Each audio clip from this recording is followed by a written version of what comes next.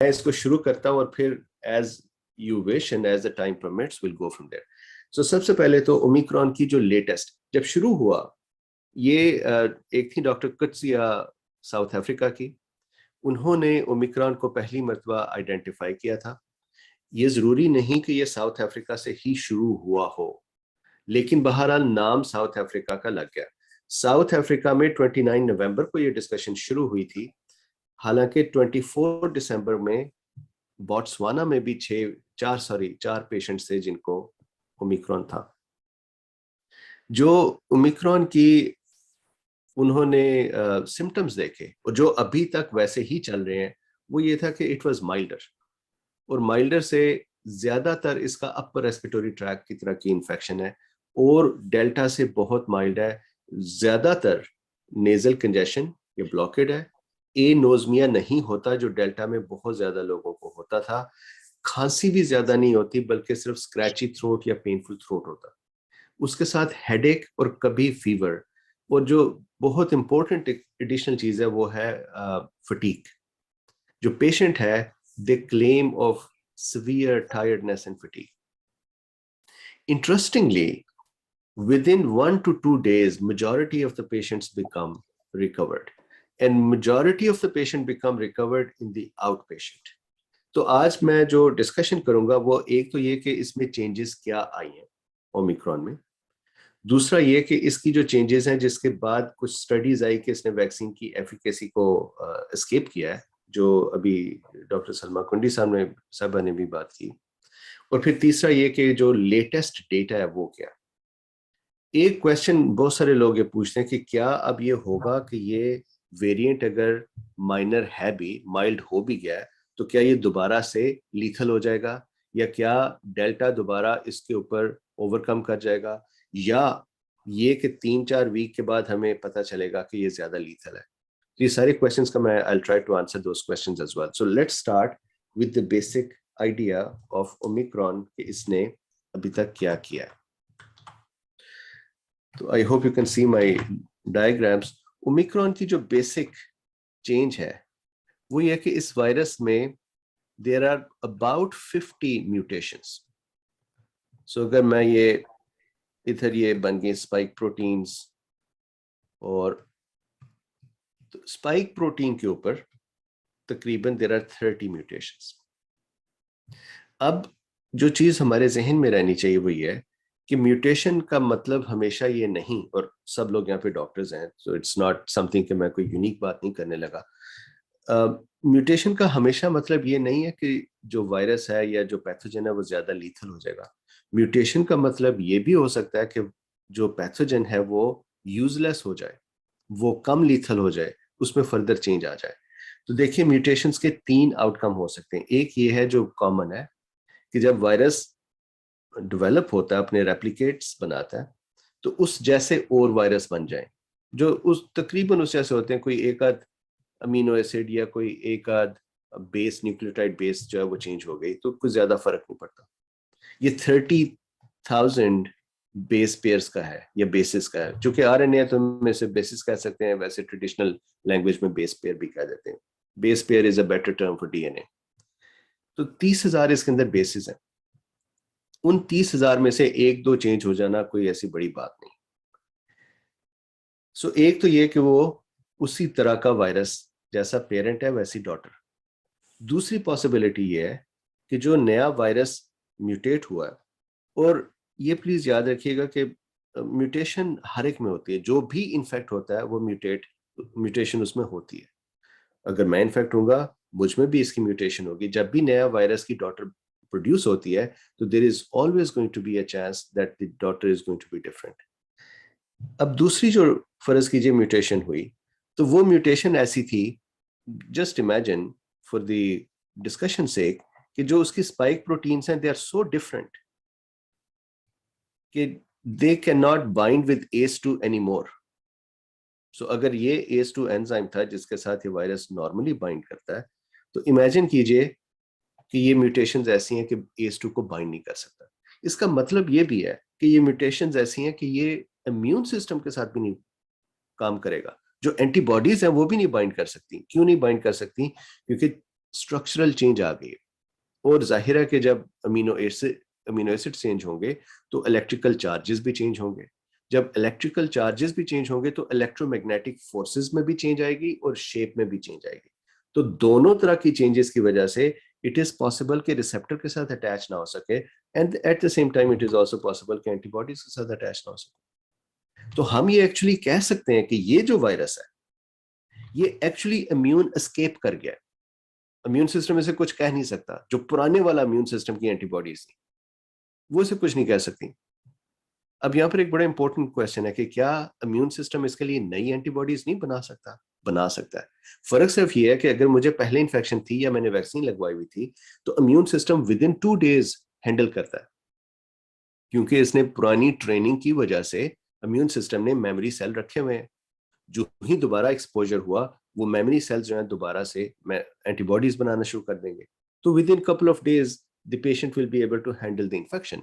फर्ज कीजिए कि ये इम्यून सिस्टम को एस्केप कर गया, तो अब पेशेंट को फिर दोबारा से हफ्ता या 2 हफ्ता चाहिए to make antibodies to this new variant.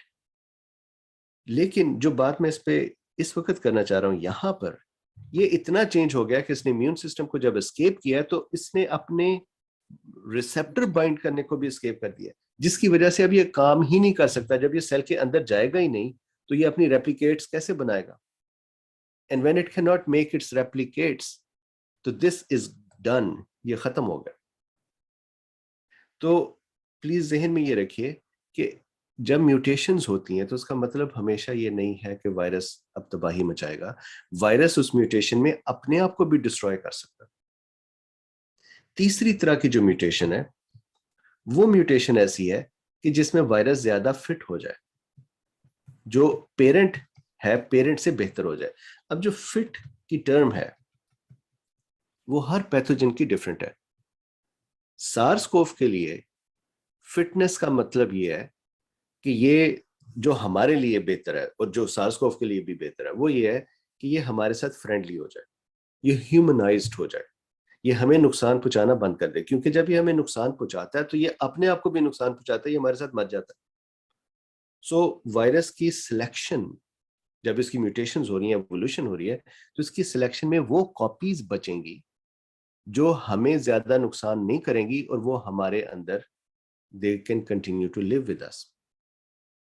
एक और जो इसका फिटनेस का पैरामीटर है वो ये है कि जो दूसरे वेरिएंट हैं, जैसे हमारे पास पहले था वुहान वेरिएंट या उसको एंसेस्ट्रल वेरिएंट भी कहते हैं, उसके बाद अल्फा वेरिएंट था, फिर बीटा वेरिएंट था, अल्फा था यूके का, बीटा वेरिएंट था साउथ अफ्रीका का, उसके बाद डेल्टा था जो इंडिया से ओरिजिनेट किया था, और अब ओमिक्रॉन है, लिटिल ओ।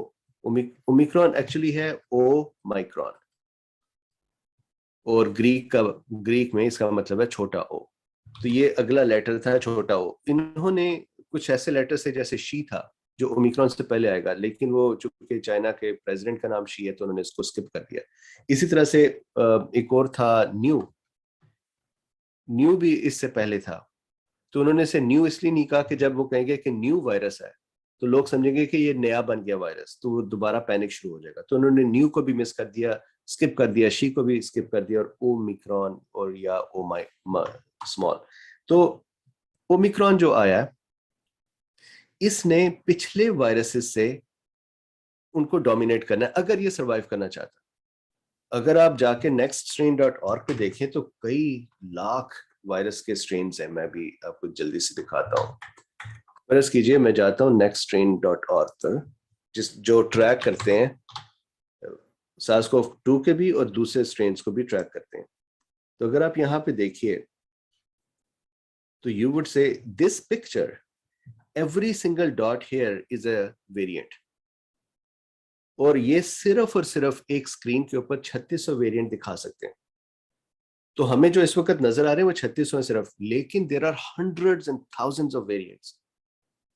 तो वेरिएंट होना is not a big deal. ये अगर आप किसी भी डॉट के ऊपर आप कर लें, ये जो रेड है इधर, ये ओमिक्रॉन है। अदरवाइज किसी भी डॉट पे करें तो आपको बता देगा जी कि ये जो न्यूक्लियोटाइड म्यूटेशंस है फला है, और ये इसकी लीनिएज फला एंड सो ऑन डेल्टा है। ये अगर आप यहाँ आए तो ये आपको बता देगा कि ये ओमिक्रॉन की, अगर दरमियान में देखें तो लिखा हुआ क्लेड 21 के ओमिक्रॉन, तो ये ओमिक्रॉन की वेरिएंट है। The point is this, Omicron ने अगर सरवाइव करना है तो it has to become fitter than the previous virus. अब प्रीवियस वायरस है डेल्टा। डेल्टा का क्या बिहेवियर है कि डेल्टा, हम यहां से शुरू करते हैं वुहान से। जब वुहान वायरस शुरू हुआ था तो उस वक्त जो उसकी इंक्यूबेशन टाइम था वो 5 दिन था। Mean was 5 days। मीन का मतलब हो गया कि 50% लोगों में 5 दिन के अंदर सिम्टम्स आ जाते थे। और there was a research from China that showed के within 2 days before the symptoms patient would start shedding. उससे पहले वायरस का लोड इतना ज्यादा नहीं है। फॉर एग्जाम्पल लेट्स से मेरे मुंह में इस वक्त वायरस लैंड करे वुहान, तो विद इन 2-3 days उसका लोड इतना ज्यादा नहीं, वो अपनी आप को रेप्लिकेट कर रहा है। 3 दिन के बाद उसकी इतनी क्वांटिटी डेवलप होती है कि it can now shed out. तो वो सिम्टम से 2 दिन पहले तक शुरू करता था शेडिंग करना। जाहिर है उसके बाद थोड़ी देर शेडिंग करेगा during the disease as well. जब डेल्टा आया तो डेल्टा की इंक्यूबेशन टाइम जो है वो रिड्यूस हो गया। That went down to 3 days और इवन लेसर। चुनाचे डेल्टा के पास शेडिंग का टाइम कम हो गया। At the same time Delta was fitter than Wuhan because ये ज्यादा तेजी से रेप्लिकेट कर रहा था। अब ज्यादा तेजी से रेप्लिकेट करने का मतलब ये नहीं है कि जब ये सेल के अंदर गया तो उसके अंदर इसकी कॉपियां ज्यादा बनी। उसके अंदर जो कॉपियां बननी है वो तो क्वांटिटी वही है, वो तो सेल के राइबोसोम के ऊपर डिपेंड करता है। तो हमारे सेल तो नहीं चेंज हो रहे थे। द ओनली थिंग वाज कि it was able to get into the cell fast enough. तो अगर यहां पर एक वुहान वायरस खड़ा है और I am sorry I am trying to speak Urdu, तो मेरे बस का तो उसमें एक एक्सेंट है, मेरी इंग्लिश में भी एक्सेंट है। अच्छा, सो फर्ज कीजिए ये इधर वुहान वायरस है और ये है डेल्टा। तो अगर यहां पे भी एक मैं डेल्टा बना दूं तो दोनों कंपीट कर रहे हैं फॉर दिस ACE2। तो जो अफिनिटी है, बाइंडिंग अफिनिटी है डेल्टा की, that was higher than Wuhan. चुनाचे वुहान जो है वो हार गया। अब होता यह है कि जब डेल्टा की अफिनिटी ज्यादा है तो डेल्टा ने बाइंड किया और सेल के अंदर भाग गया। जो बाहर खड़ा रह गया वो वुहान वायरस था। अब जो बाहर खड़ा रह गया उसको क्या क्या होगा, वो मैक्रोफेज खा जाएगा, डेंड्रिटिक सेल खा जाएगा, न्यूट्रोफिल उड़ा देगा उसको। अगर उसकी पहले से एंटीबॉडीज बनी हुई तो एंटीबॉडीज आके लग जाएंगी। अगर कॉम्प्लीमेंट सिस्टम बना हुआ है तो कॉम्प्लीमेंट सिस्टम आके अटैच हो जाएगा। तो ये जो बाहर खड़ा है इसको इसकी शामत आ जाएगी। तो जो बच गया वो है जो सेल के अंदर चला गया। अब यही काम डेल्टा के साथ इसने किया है ओमिक्रॉन ने। ओमिक्रॉन की जो बाइंडिंग एफिनिटी है वो डेल्टा से बहुत ज्यादा है। ओमिक्रॉन हैज बीन लकी कि इसकी म्यूटेशंस इस तरह की हैं कि इसकी बाइंडिंग एफिनिटी भी ज्यादा है और ये सरवाइव भी करता है, क्योंकि अक्सर इतनी म्यूटेशंस के बाद वायरस खुद डिस्टेबल होकर पेरिश हो जाता है। So Omicron became lucky and we became lucky with it कि इसने डेल्टा को ओवरकम कर लिया। मुझे 1 मिनट दीजिए, मैं दरवाजा बंद करता हूँ, बाहर वो हमारी बिल्ली।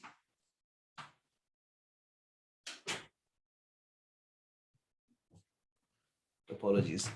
मेरे साथ मेरी ये जो बिल्ली है इसका नाम लूफी है, ये भी मुझसे ज्यादा पॉपुलर ये बिल्ली होगी भी। अच्छा, सो हम बात कर रहे थे ओमिक्रॉन का सेल में एंटर होना। तो ओमिक्रॉन अब ज्यादा तेजी से एंटर होता है। दैट मींस कि आइडियली ओमिक्रॉन का इंक्यूबेशन टाइम कम हो जाना चाहिए क्योंकि ज्यादा तेजी से सेल में एंटर हो रहा है। इंटरेस्टिंगली अभी तक जो डेटा है वो ये कहता है कि इसका इंक्यूबेशन टाइम 11 दिन है, विच इज वेरी इंटरेस्टिंग। अगर 11 दिन है, I don't believe in it, we'll have to wait for data। अगर 11 दिन है और ये नुकसान भी ज्यादा नहीं करता है और ये ट्रांसमिसेबल भी ज्यादा है, तो इसका मतलब ये है कि ये वायरस हमारे इम्यून सिस्टम को ज्यादा तंग नहीं करता। ये आहिस्ता आहिस्ता ग्रो कर रहा है हमारे अंदर, 11 दिन तक ग्रो करता रहता है। उसके दौरान में सिम्टम्स नहीं आते। दैट मीन्स कि इम्यून सिस्टम को इसने तंग नहीं किया। दैट मीन्स कि उसके दौरान इसका लोड बढ़ा है क्योंकि शेडिंग तो कर रही है, शेड कर रहा है, तंग नहीं कर रहा, सिम्टम नहीं आ रहे। That is again A fitness of this virus.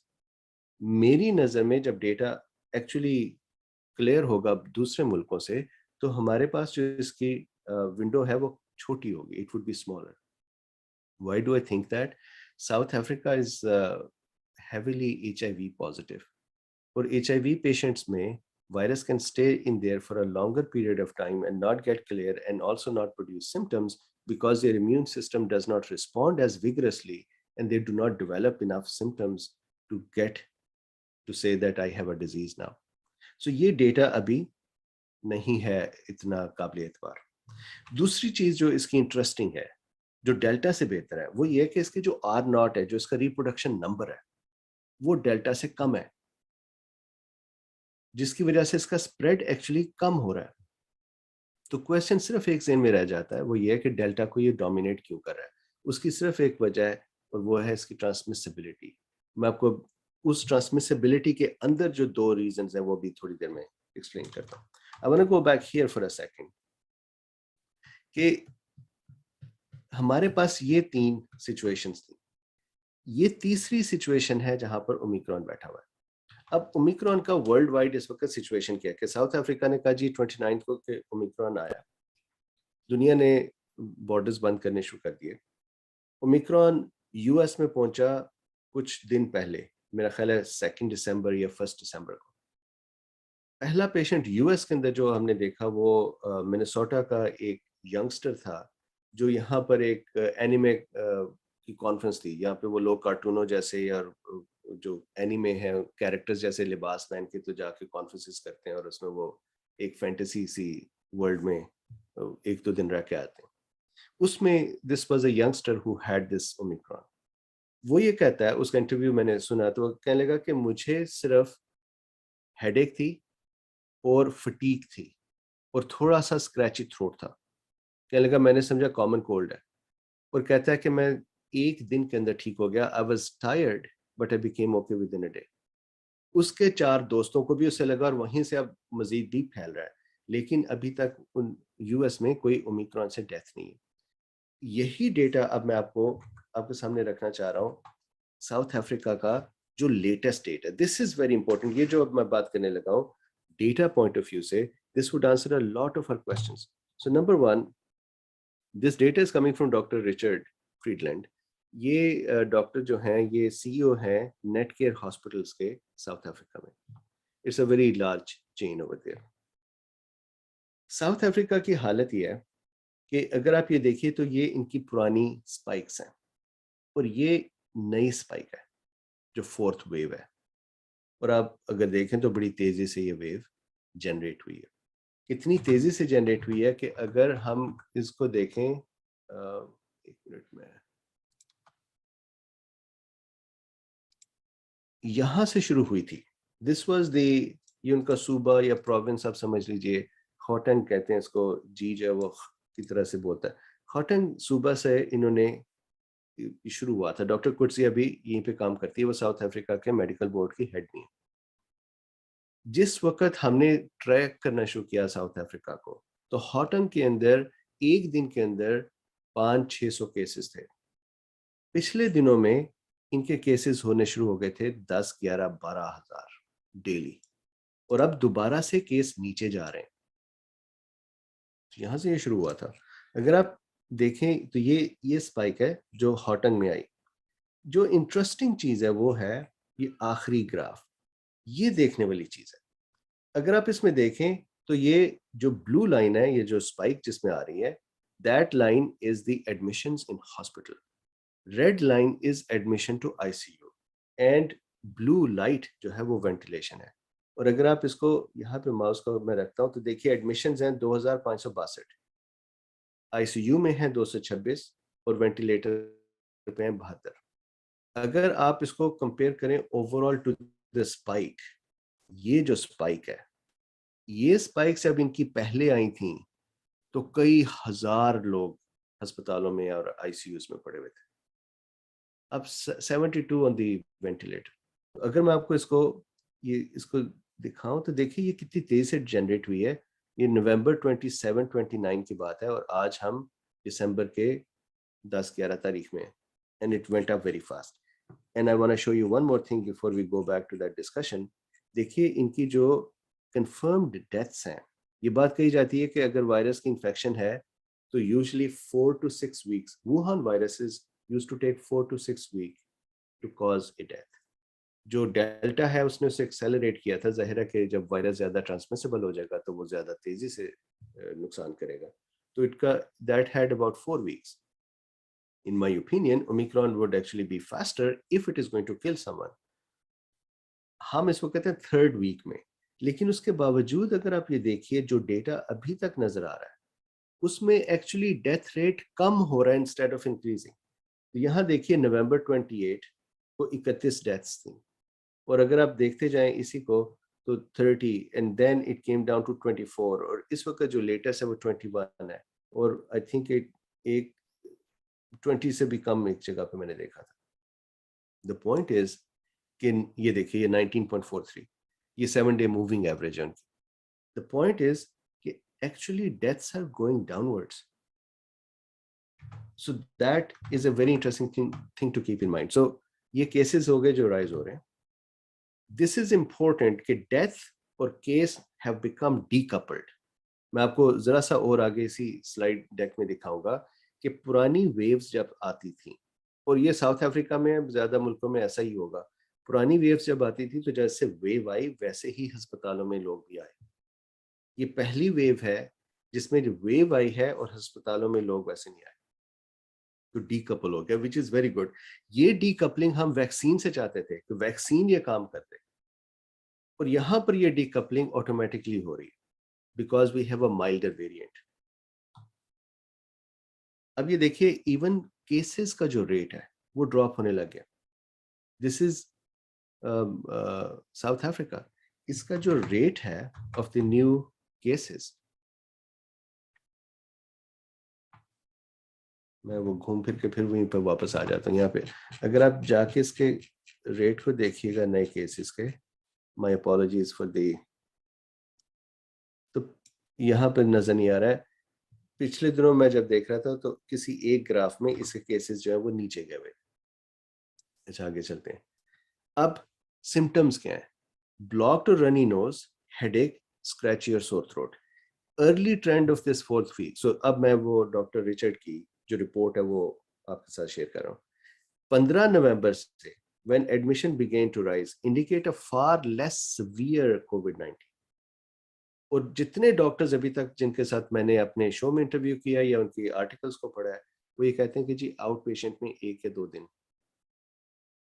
Youngsters को ज्यादा हो रहा है कंपेयर टू ओल्डर पॉपुलेशन। अब उसकी वजह पॉसिबली कि older population is a little more careful, या ये भी हो सकता है कि वो वैक्सीनेटेड ज्यादा है।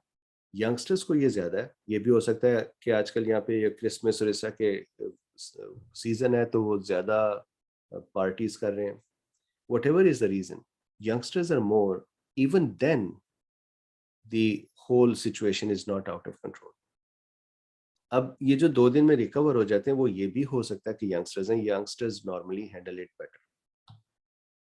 Most in hospital Covid plus do not need oxygen, ये सबसे अहम बात कि इवन वो जो अस्पताल में पहुंच गए उनमें भी मेजॉरिटी को ऑक्सीजन की जरूरत नहीं है। इन्होंने ये बात की हुई थी कि साउथ अफ्रीका में इससे पहले, ओमिक्रॉन से पहले, हॉस्पिटल में जितने लोग आते थे Covid positive, they would require oxygen in one way or the other। 100% को ऑक्सीजन चाहिए होती थी, यहां पर सिर्फ 10% को ऑक्सीजन चाहिए। That is a beautiful outcome। Most of the cases in hospital that are COVID-19 positive do not require any form of oxygen therapy and are considered incidental findings। Incidental, इनकी जो डेफिनेशन इncidental की वो ये है कि patient आया और इस अस्पताल की चेन का एक प्राइवेट हॉस्पिटल की चेन है, इनका रूल ये है कि जो भी आएगा हमने कोविड जरूर टेस्ट करना है, चाहे वो जिस लिए मर्जी आए। और मेजॉरिटी ऑफ कोविड पॉजिटिव जो उन्हें मिल रहे हैं वो इंसिडेंटल है, यानी पेशेंट को पता ही नहीं। This is very different compare to before, जिसमें जो पेशेंट अस्पताल में आता था और कोविड पॉजिटिव होता था उस बेचारे का हाल बुरा होता था। It is a considered view at this early stage that should this trend continue, COVID-19 may be effectively managed at a primary care level। कहते हैं अगर ये ऐसे ही रहे तो प्राइमरी केयर आउट पेशेंट में ही हैंडल हो जाएगा। और अगर मैं यूएस के ऊपर इसको मैप करूं तो यूएस में तो हम आउट पेशेंट में तो बुलाते ही नहीं। अगर पेशेंट बेचारा कह दे कि मुझे कोविड है तो हम कहते हैं घर बैठे रहो। वो तो जब तक उसको ब्लू ना हो जाए वो हॉस्पिटल नहीं आता। दैट मीन्स कि यूएस के अंदर इसका रिजल्ट ये होगा कि कोई ट्रीटमेंट नहीं है, घर बैठे रहो, तुम ठीक हो जाओगे घर बैठे हुए। आई एम श्योर कि पाकिस्तान में कुछ अर्ली ट्रीटमेंट हैं और कुछ हैं और कुछ जगहों पे नहीं है। तो जो साउथ अफ्रीका है उसमें वो ये करते हैं कि with in 2-3 days they'll start steroids, तो that they can do in the outpatient. अब ये देखिए जो स्टैटिस्टिक्स हैं बड़े ही इंटरेस्टिंग है। सिम्टम्स पिछली 3 वेव्स में सिवियर, इसके माइल्ड। ऑक्सीजन रिक्वायरमेंट पिछली 3 वेव्स में 100% को ऑक्सीजन चाहिए होती थी, इसमें 90% को ऑक्सीजन नहीं चाहिए होती है। could be treated outpatient, yes. Hospital admissions कैसे हैं इसके? कम्युनिटी रेट और एडमिशन टाइट थे, जो मैंने अभी बात पहले की, वो डिकपल हो गए। एज ऑफ एडमिशन, ये आई थिंक पूरी डिस्कशन में सबसे अहम पॉइंट ये है, क्योंकि क्वेश्चन ये रह गया कि ओमिक्रॉन अगर माइल्ड हो गया तो फिर वो कौन है जिन्हें नुकसान करेगा या कर रहा है। तो उसमें अगर आप ये देखिए पिछली वेव्स जो डेल्टा की और बीटा की वेव्स थी उसमें 40% पेशेंट होते थे सिर्फ जो 40-50 साल से कम थे, 40%। इसके अंदर 71% हैं जो 50 से कम है। एक तो ये हो गया कि यंगस्टर्स में ये ज्यादा है। अब वो यंगस्टर्स में ज्यादा इसलिए है कि यंगस्टर्स इस मुल्क में वैक्सीनेटेड नहीं है और इस वक्त हल्ला गुल्ला कर रहे हैं, या कोई और वजह, इसका आंसर अभी तक नहीं पता। तो I think as it goes from countries to country will know हर मुल्क के डायनामिक्स हो रहे हैं। याद रहे कि जो साउथ अफ्रीका है उनकी टोटल वैक्सीनेशन सिर्फ 25% है। तो ये बात कहना जो कि बड़े अमेरिका में बड़े कॉमनली लोग कहते हैं जी कि वैक्सीन की वजह से वेरिएंट बनते हैं, तो वो तो बेचारों की टोटल वैक्सीनेशन ही 25% है, तो उनसे कहाँ से वेरिएंट बनने हैं।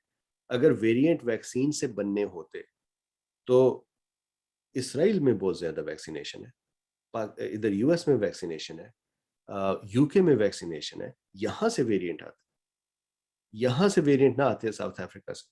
दूसरी चीज है कि साउथ अफ्रीका में HIV बहुत ज्यादा है, that could be a reason for the variant. So back here Delta और बीटा वेव में एवरेज एज पेशेंट की जो हॉस्पिटल में आता था वो थी 54 ईयर कोविड के साथ। इस वक्त जो पेशेंट आ रहा है हॉस्पिटल में वो 38.5 है, और वो भी 2 दिन में फिर चला जाता। अब ये देखिए पहली 3 वेव्स में, ये जो रिचर्ड है, डॉक्टर रिचर्ड वो कहते हैं पहली 3 वेव्स में 1,26,000 पेशेंट आया था। इसमें उनका एग्जैक्ट नंबर उन्होंने भी बताया नहीं, मेरे ख्याल में कोई 22-23 हजार है। पहली 3 वेव्स में पेशेंट्स जो थे वो कोविड पॉजिटिव होके ब्लू होके तो पहुंचते थे। इस वेव में 90% तो अस्पताल में इंसिडेंटली मिल रहे हैं कि कुछ और करने आया तो कहा जी ये टेस्ट भी करें तो पता चला पॉजिटिव है। Admissions is very interesting. पिछली 3 वेव्स में 1,26,000 में से 55,000 एडमिटेड थे अस्पताल। अस्पताल आए कोविड के साथ तो उनमें से 55,000 को उन्होंने रख लिया कि तुम ये फिर ठहरो। इस वेव में सिर्फ 337 हैं अभी तक अस्पतालों में। मैं उनके वो जो डॉक्टर्स हैं उनके साथ बात करता रहता हूँ, कॉल करता हूँ या उन्हें अपने शो में बुलाता हूँ, वो कहते हैं आईसीयूज खाली पड़े हुए, बाहर केसेस का कोहराम मचा हुआ कि केस बहुत ज्यादा है। केस उतने ही है जैसे पिछली वेव में थे, आईसीयू खाली पड़े हुए। आईसीयू का पहले एडमिशन था 26% ऑफ द एडमिटेड, सो ये जो 55,000 है इनके 26% would and up in the ICU. इस वक्त आईसीयू में बहुत कम लोग जा रहे हैं। अगर यहाँ नीचे देखिए ऑक्सीजन, इससे आपको आईसीयू का अंदाजा हो जाएगा। टोटल 33 आउट ऑफ 337 को ऑक्सीजन की जरूरत है, 10%, जबकि प्रीवियसली 100% को ऑक्सीजन चाहिए थी। तो अगर सिर्फ 10% को ऑक्सीजन चाहिए तो उनमें से भी सारे वेंटिलेशन या जो हाई केयर है उसमें नहीं जाते। अब वेंटिलेशन को देखिए, इन 337 में से 8 वेंटिलेटर पे हैं, 2%। इन 8 में से भी 2 पेशेंट ट्रॉमा के पेशेंट थे जो इस वजह से वेंटिलेटर पे थे कि they had a trauma and when they did their covid test तो दे वर पॉजिटिव। तो असल में सिर्फ 6 पेशेंट्स हैं 337 में से।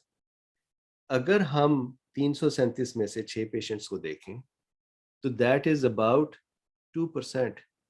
अगर आप इसके पहले डेल्टा की वेव्स में देखें तो 100 पेशेंट जो अस्पताल में आता था ऑन एवरेज, उसमें से 20 पेशेंट जो है वो आईसीयू में चले जाते थे, और उन 20 में से कम 3 या 4 जो है वो फोर्थ हो जाते थे। So that was 3 to 4% death rate of the patients who are in the hospital. और यहाँ पर इस वक्त ये हालत है जो आपके सामने है। During the first wave, when the overall community positivity rate breached 26%, तो वो अब ये वही बात करने लगे हैं कि बहुत सारे पेशेंट पहले आए थे तो इस वक्त पेशेंट नहीं आए। मैं ये बात करना चाह रहा हूँ 800 एडमिशंस हुए हैं since November 15। November 15 is suppose to be कि जब ओमिक्रॉन शुरू हुआ, हमें पता नहीं एग्जैक्टली कि कब हुआ, लेकिन जब केसेस राइज होने शुरू हुए हैं तो पॉसिबली तभी हुआ। नवंबर 15 से आज तक साउथ अफ्रीका के नेट केयर के अंदर 800 पेशेंट जो हैं वो एडमिशन में आए। 75% उनमें से अनवैक्सीनेटेड है, 600। अब ये बड़ी अहम बात है। देखिए, हम चाहें या ना चाहें, देयर इज अ पॉपुलेशन जो वैक्सीनेटेड नहीं है। अगर वो वैक्सीनेटेड नहीं है तो हम ये जोर तो नहीं लगा सकते कि आप जाके वैक्सीनेट हो, तो कम से कम हमें ये पता होना चाहिए कि उनके साथ होगा क्या। तो 75% है वैक्सीनेटेड, अनवैक्सीनेटेड।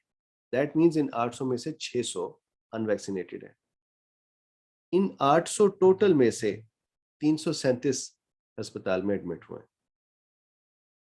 जो आईसीयू के अंदर गए, और उनमें से सिर्फ 6 को वेंटिलेशन की जरूरत पेश आई है, और उनमें से सिर्फ 33 को ऑक्सीजन की जरूरत पेश आई है। ये है मिलाकर। तो 33 सिर्फ 600 में से या 800 में से, it's a very small number. अब दूसरा क्वेश्चन जो अहम है वो यहाँ पर वो ये है कि जो बाकी 200 हैं जो वैक्सीनेटेड है वो क्यों आए? तो क्या वैक्सीन की एफिकेसीज खत्म हो गई? तो आपको ये मैं स्टडी एक दिखाता हूँ, बड़ी अहम स्टडी है और इसको जहन में रखना बड़ा अहम है। ये स्टडी है जी, SARS-CoV-2 Omicron has extensive but incomplete escape of Pfizer BioNTech। ये स्टडी ये कह रही है कि जी SARS-CoV-2 एक्सटेंसिवली इम्यून एस्केप कर गया, फाइजर बायोटेक वैक्सीन का कोई काम नहीं रहा, एफिकेशियस नहीं रही। इसमें थोड़ा सी मैं आपको बताऊं कि पॉलिटिकल इसमें चीज क्या है। पॉलिटिकल चीज ये है कि ये जो टुलियो डी ओलिवेरा है, ये इसका लीड है। Tulio is not a doctor, he is a statistician. इनका एक डिपार्टमेंट है साउथ अफ्रीका में जो कि स्टैटिस्टिक्स का डिपार्टमेंट है, जो ज्यादा फंडिंग जिसको नहीं मिलती। ये आजकल अपनी मैक्सिमम कोशिश कर रहे हैं कि ज्यादा से ज्यादा फंडिंग मिल जाए। इनके जो एक फंडर हैं वो हैं Bill Gates and Melinda Gates. एक ये, दूसरा ये जो डॉक्टर सलीम है, डॉक्टर सलीम अब्दुल करीम, ये भी टूलियो के वो है पार्टनर हैं इन रिसर्चेस में। तो अगर आप इनका भी देखिए तो ये भी फंड्स के लिए। मैं आपको ये दिखाने के बाद I want to show you कि डेटा कैसे हो रहा है। I think you would agree कि जो मैं बात कर रहा हूँ वो सही है। तीसरा ये Alex Siegel. Alex Siegel is a non African, South African, जो साउथ अफ्रीका में रहते हैं। जितने मीडिया ने ये न्यूज उठाई इस स्टडी की और फैलाई दुनिया में, उन सब ने नाम लिया एलेक्स का। उसकी वजह यह कि एलेक्स साउथ अफ्रीकन नहीं है, Alex is from I believe from Britain. तो उन्होंने कहा जी एक ब्रिटिश के रिसर्चर ने ये बात ढूंढ ली, ये शायद जर्मन के। अब let's look at the study for a second, ताकि आप देखें कि स्टडी की क्वालिटी क्या है। देखिए स्टडी में ये कहता है, actually let me go to here।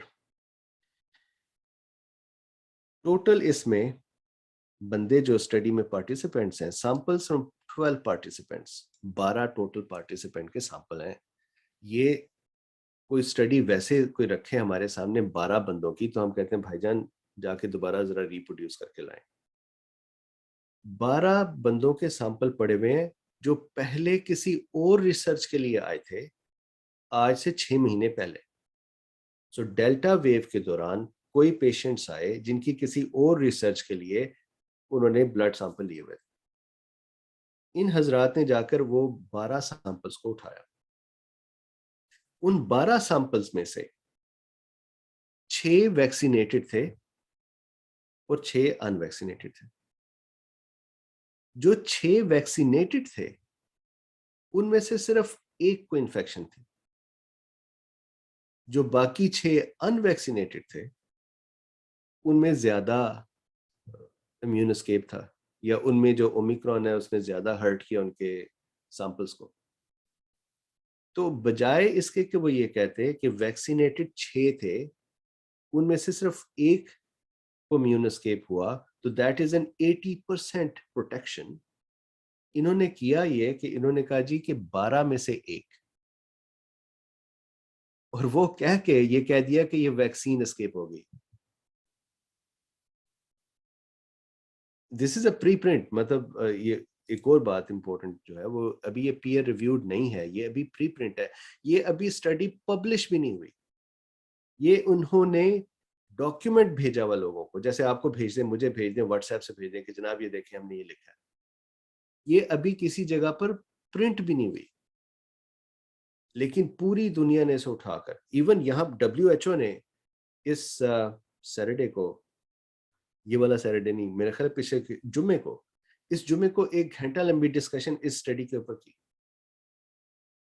कि जनाब वाला हमने ये देखा है कि वैक्सीन की एफिकेसी खत्म हो गई, अब भाग कर जाएं और बूस्टर लगवा के आएं। तो बूस्टर बेशक लगवाएं, बूस्टर लगवाने की रीजंस और होनी चाहिए। हमें फ्रॉड करके तो बूस्टर लगवाने का नहीं कहना चाहिए ना। बूस्टर लगवाने की रीजन होनी चाहिए कि अगर आपने पहले वैक्सीन लगाई है और उसको 6-7 महीने हो गए हैं, उसकी एफिकेसी कम हो गई है और आप एट रिस्क हैं, फॉर एग्जांपल मेडिकल प्रोफेशनल हैं या कोई और ऐसा काम करते हैं जिससे आप एक्सपोज्ड हैं, और अगर आप महसूस करते हैं कि आप you need protection, may be your age is such और may be your comorbidities are there, तो बूस्टर मेक सेंस।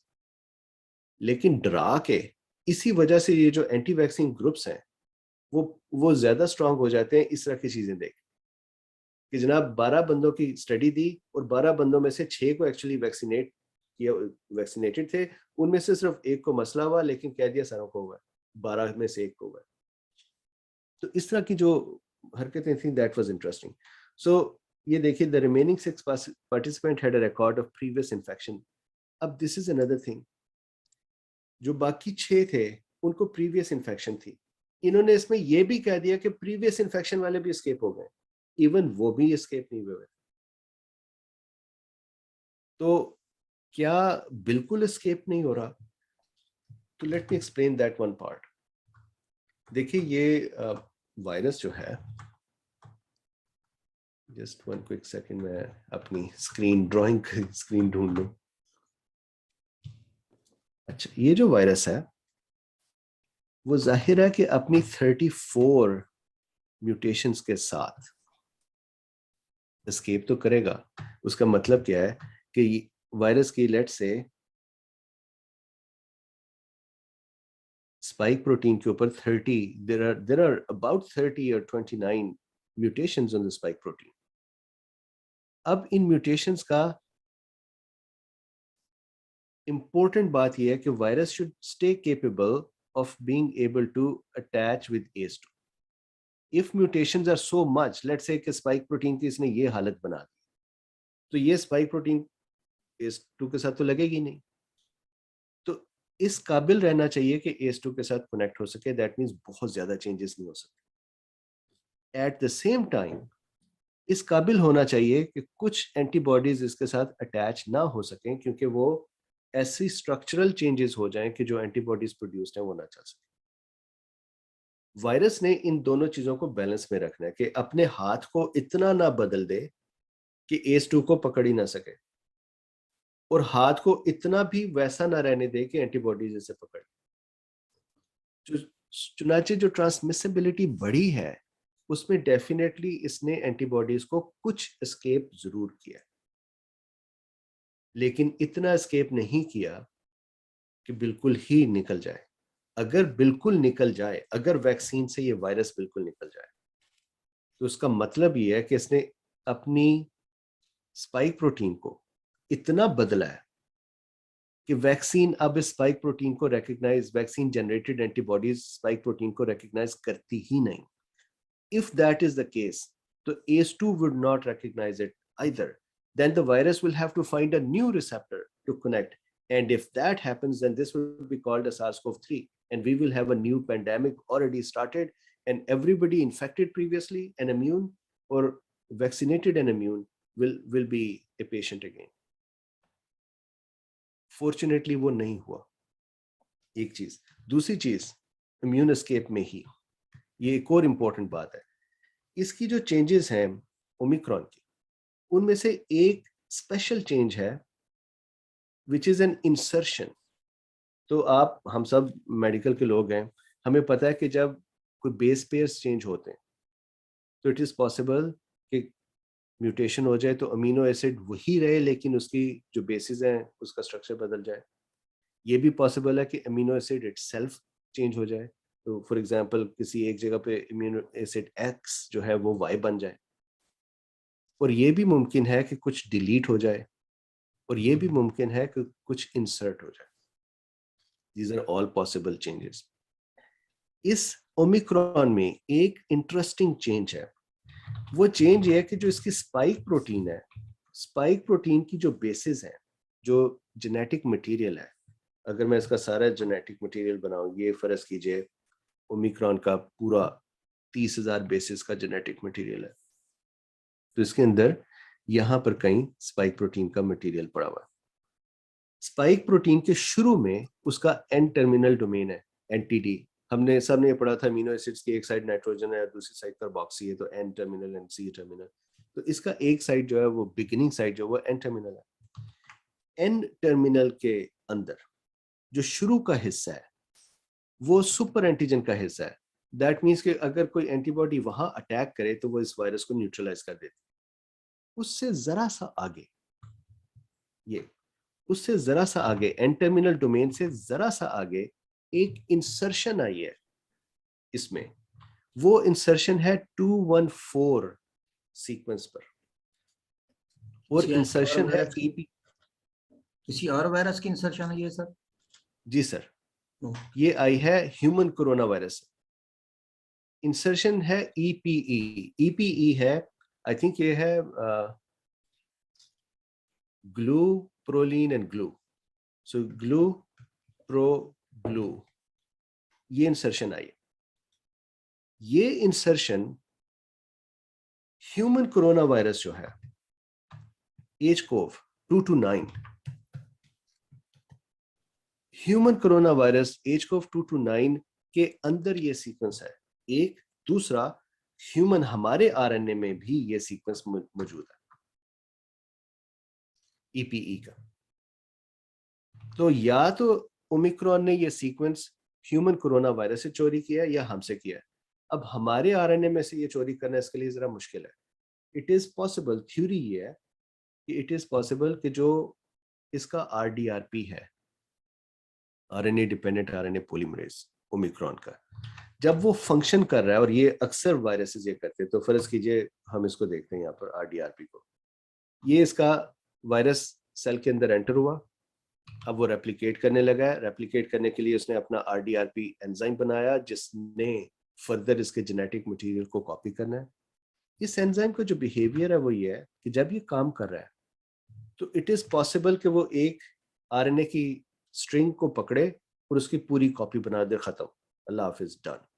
एक ही है इसका पॉसिबिलिटी. दूसरी पॉसिबिलिटी ये है कि थोड़ा सा उसको रेप्लिकेट करे, उसके बाद छोड़ के चला जाए कि जनाब और नहीं करना, अब डन. ये भी करता है. तीसरी पॉसिबिलिटी ये है कि काम कर रहा है, उसको डिसएंगेज करे, फिर दोबारा एंगेज कर ले, यानी it disengages from the RNA and then reengages. जब रीएंगेज करता है तो बाज़ का उसी जगह एंगेज करता है और बाज़ का जरा सा हट के एंगेज करता है. इसके अलावा एक और पॉसिबिलिटी ये है कि it can accidentally re-engage to a different homologous RNA और even a heterologous RNA. Homologous RNA होगा जो ह्यूमनाइज कोरोना वायरस है, कि उसका आरएनए लगता इसी जैसा है जैसे SARS-CoV-2 है, पर जरा डिफरेंट है. हेटेरोलोगस होगा अगर हमारा आरएनए उठा ले, तो ये तो मुश्किल काम है. This is possible. तो थ्योरी ये है कि इसने किया ये कि अपने आरएनए की कॉपी बना रहा था, उसको उसने छोड़ा, और जब दोबारा से आरएनए को पिक किया तो उसने गलती से ह्यूमन कोरोना वायरस का आरएनए उठा लिया. उसको उसने उठा के इंसर्ट कर दिया इस आरएनए में, फिर दोबारा डिसएंगेज किया और नॉर्मल डी एंगेज किया और दोबारा अपना काम करने लग गया. तो एक इंसर्शन ये ले आया ईपीई की. अब क्वेश्चन ये है कि वो इंसर्शन क्यों लाया, वो कहां से आरएनए आ गया इसके पास. तो जो ह्यूमन कोरोना वायरसेस हैं, जो हमारे 86% ऑफ अस, हमारे गलों में ह्यूमन कोरोना वायरस मौजूद है, और हर साल तकरीबन 20% जो कॉमन कोल्ड होती है वो ह्यूमन कोरोना वायरसेस होती है. इसका जो स्पाइक प्रोटीन है ह्यूमनाइज कोरोना वायरस की, वो ACE2 के साथ बाइंड नहीं करती, वो बाइंड करती है ANPEP रिसेप्टर के साथ. ये रिसेप्टर ANPEP और ACE2 रिसेप्टर GIT में और रेस्पिरेटरी सिस्टम में एक एक सेल पे ये दोनों रिसेप्टर मौजूद है. दैट मीन्स कि ये पॉसिबल है कि कोई एक सेल दोनों वायरसेस से को इन्फेक्ट हो जाए. अगर ये होगा तो फिर अंदर mixture of RNA is possible. अब इससे अगला क्वेश्चन ये है कि चलें ठीक है, ये इंसर्शन आ गई, इसका फायदा क्या हुआ है या नुकसान क्या हुआ है. तो इसका फायदा ये हुआ है कि मैंने इसको ड्रॉ किया हुआ है या नहीं ड्रॉ किया हुआ, मैं जल्दी से ड्रॉ करके बताता हूँ. इसका फायदा ये हुआ है कि जो हमारे टी सेल्स हैं, हमारे टी सेल इसको 80% एफिकेशियस रह गए, यानी 20% एस्केप कर गया. टी सेल का जो रिसेप्टर है वो इसको 20% एस्केप में आ गया, यानी 20% टाइम रिकॉग्नाइज नहीं करता. जो बी सेल्स हैं, जो एंटीबॉडी प्रोड्यूसिंग सेल्स हैं, प्लाज्मा सेल्स हैं, उनकी antibodies even up to 50% escape कर रही है, यानी वो इसको बाइंड नहीं कर सकती. फायदा इसका ये हुआ है कि हमारा इम्यून सिस्टम ओवरवेलमिंगली रिस्पॉन्ड नहीं कर रहा. यानी इट इज थॉट कि ये एक चेंज की वजह से जो हमारा इम्यून का रिस्पॉन्स है वो कम हो गया, जिसकी वजह से सिम्टम्स सीवियर नहीं होते, जिसकी वजह से कॉमन कोल्ड जैसा बिहेवियर हो. अब वो उसमें कितनी सच्चाई है विल सी, लेकिन दिस इज वन रिसर्च जो आई थी and it was very interesting. तो आई थॉट कि हम ये डिस्कस कर लें. सो दो चीजें हमने डिस्कस कर ली. एक तो वैक्सीन की एफिकेसी की जो बात कर रहे हैं, ये ट्रू है कि वैक्सीन की एफिकेसी नीचे जाती है. अब उसके लिए कैसे सोचना, कैसे हमने वो ऐसे सोचना है कि फर्ज कीजिए किसी को डोज 1 यहाँ पे लगी और डोज 2 यहाँ पर, उसके बाद let's say 2 weeks later they have the best available antibody production, right? ये रहेगा ऐसे ही for 4 to 6 months with most vaccines, Moderna, Pfizer का ज्यादा डेट है. उसके बाद it would start waning, it would start going away antibodies. क्यों? ये हमारा नॉर्मल प्रोसेस है कि जो एक्टिव सेल्स हैं इम्यून के, अगर antigen is not there anymore तो they're caused to they're asked to go do apoptosis and stop producing antibodies, ताकि हमारा ब्लड मिल्क शेक ना बन जाए. तो यहाँ पे मेमोरी सेल बन गए और जो एंटीबॉडीज हैं वो वेन कर गई. अब फर्ज कीजिए कि इस स्टेज में कोई बंदा है बंदी है, there is a person, and let's say that they have a possibility of severe comorbidities, या उनकी ऐसी कोमॉर्बिडिटीज हैं जिसमें वो ये अफोर्ड नहीं करते कि अगर यहाँ इन्फेक्शन हो जाए और इम्यून सिस्टम 2 दिन ले to ramp up and start producing antibodies, तो they can not wait for 2 days. 2 दिन में वायरस उनको बहुत ज्यादा डैमेज कर देगा और उनकी जिस्म की स्टेट ऐसी है कि उसको अफोर्ड नहीं करते. तो ऐसी सूरत में बूस्टर लेना इज इंटरेस्टिंग. एक दूसरा ये कि कोई वैसे ही 4 to 6 months they are into it, antibodies have waned and they are a higher exposure environment and they do not want to take a risk with the virus. कहते हैं जी ठीक है ओमिक्रॉन होगा माइल्ड, मैं रिस्क नहीं लेना चाह रहा या मैं रिस्क नहीं लेना चाह रही. तो ऐसी सूरत में बूस्टर जो है that would help bring the immune system back up to speed.